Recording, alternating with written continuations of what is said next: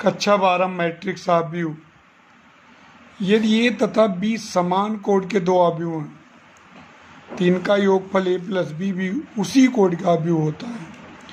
जो आव्यूह ए तथा बी के संगत अवयवों को जोड़ने से प्राप्त होता है।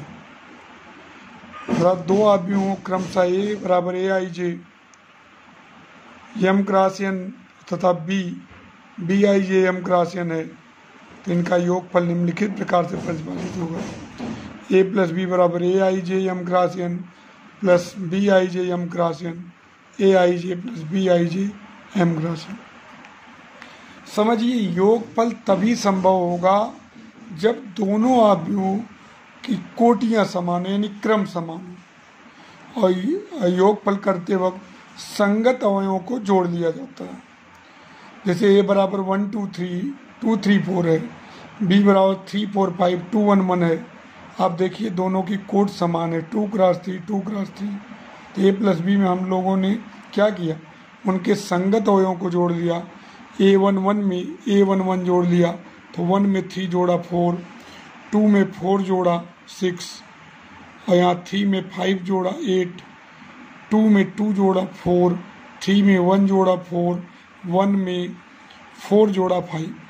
अर्थात योगफल तभी संभव होगा जब दोनों आव्यूहों की कोटि समान हो और योग करते वक्त देखिएगा संगत अवयवों को आपस में जोड़ लिया जाएगा। आव्यूहों का अंतर, सब्ट्रैक्शन ऑफ मैट्रिसेस। यदि दो आव्यूह ए बराबर A I J M cross N B बराबर B I J M cross N है तो इनका अंतर जैसे योगफल था उसी तरीके से अंतर है। कोटि भी समान होना चाहिए और संगत अवयवों में ए के अवयवों में से बी को घटा देना चाहिए। अर्थात ए माइनस बी बराबर A I J M cross N minus B I J M cross N तो A I J minus B I J M cross N. अर्थात यदि ए और बी समान कोड के दो आव्यूह हैं तो इन आव्यूहों का अंतर ए माइनस बी उसी कोड का वह आव्यूह होता है जो ए के अवयव से बी के संगत अवयवों को घटाने से प्राप्त होता है। जैसे ए बराबर 2 3 6 और 3 2 1 है और बी बराबर 3 2 1 1 3 4 है तो हम क्या करेंगे, दोनों की कोड तो समान ही है 2 क्रॉस 3 तो ए के अवयव में से बी के अवयव को संगत अवयव को घटा देंगे। 2 का संगत अवयव 3 है तो 2 में से 3 घटाएंगे, 3 का संगत अवयव 2 है 3 में 2 घटाएंगे। इस प्रकार 2 में 3 घटाए ऋण 1, 3 में 2 घटाए 1, 6 में 1 घटाए 5, 3 में 1 घटाए 2, 2 में 3 घटाए ऋण 1 और 1 में 4 घटाए ऋण 3। ये दो आव्यूहों का गुणनफल, मल्टीप्लिकेशन ऑफ मैट्रिसेस। आप देखिए अभी इसके पहले आपने योगफल और अंतर सीखा जो बहुत ही साधारण था। योगफल में क्या था, योगफल में वही सेम मैट्रिक्स सेम आर्डर की मैट्रिक्स होनी चाहिए। पहली ए मैट्रिक्स जिस आर्डर की हो बी मैट्रिक्स उसी आर्डर की होनी चाहिए और आराम से संगत पदों को जोड़ देते। इसी प्रकार अंतर भी था। लेकिन गुणनफल में हमेशा गुणनफल संभव नहीं होगा। दो आव्यूहों ए और बी को गुणनफल के अनुरूप तभी कहेंगे जब आव्यूह ए में स्तंभों की संख्या आव्यूह बी में पंक्तियों की संख्या के बराबर हो। जैसे आव्यूह ए एम क्रॉस एन कोड का है और आव्यूह बी एन क्रॉस पी कोड का है तो गुणनफल संभव हो, क्योंकि पहले आव्यूह में जो स्तंभों की संख्या n है और दूसरे आव्यूह में पंक्तियों की संख्या n है बराबर हो गया तो गुणनफल संभव होगा। और जो आव्यूह ए बी मिलेगा वो एम क्रॉस पी कोड का मिलेगा। यहाँ आव्यूह देखिए ए जो है 2 क्रॉस 3 कोड का है और आव्यूह बी 3 क्रॉस 3, यानी कि इसमें है स्तंभों की संख्या 3 और दूसरे आव्यूह में पंक्तियों की संख्या 3 तो गुणनफल तो भाई संभव होगा। तो हम आव्यूह ए बी का गुणनफल कैसे करेंगे, इसमें देखिएगा खेल देखिएगा। पहला रो ए जो देखी जा रहा है वो पहले कॉलम से पहले भिड़ेगा, क्योंकि A11 है तो पहला रो पहले कॉलम से, फिर पहला रो जाएगा दूसरे कॉलम से गुणा होगा, फिर पहला रो तीसरे कॉलम से।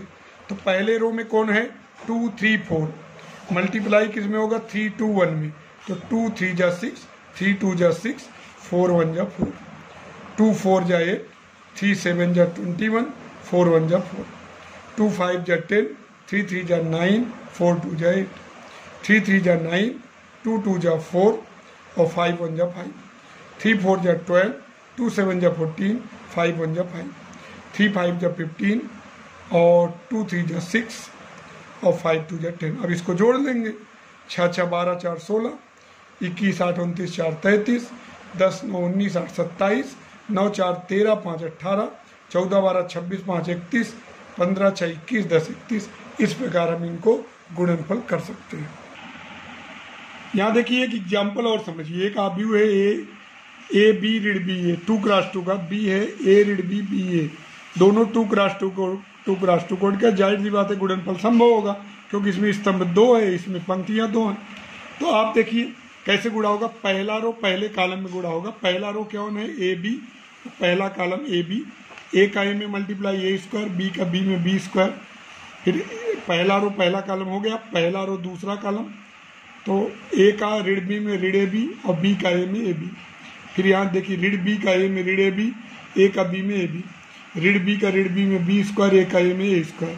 तो यहाँ देखिए ए स्क्वायर प्लस बी स्क्वायर और कट गया 0 0, ए स्क्वायर प्लस बी स्क्वायर। इस प्रकार हमने गुणनफल ए बी किया। एक सवाल और देखते हैं। ए बराबर है 1 2 3 और बी बराबर 2 3 1। ये 3 क्रॉस 1 है, ये 1 क्रॉस 3 है, तो जाहिर सी बात है पहले आव्यूह में एक जो स्तंभ है और दूसरे आव्यूह में एक पंक्ति है, तो गुणनफल संभव होगा। तो पहला रो जाएगा, पहले कॉलम का गुणा होगा, 1 2 जा 2, फिर 1 3 जा 3, 1 4 जा 4। देखिए पहला रो पहला कॉलम ये 1 1, पहला रो दूसरा कॉलम 3, 1 4 जा 4, 2 2 जा 4, 2 3 जा 6, 2 4 जा 8, 3 2 जा 6, 3 3 जा 9 और 3 4 जा 12। इस प्रकार हम गुणा कर सकते हैं। देखिए एक आव्यूह और है। ए बराबर 1 - 2 2 3 है, बी बराबर 1 2 3 2 3 1 है, 2 क्रॉस 2 2 क्रॉस 3 का है, तो जाहिर सी बात है गुणनफल होगा।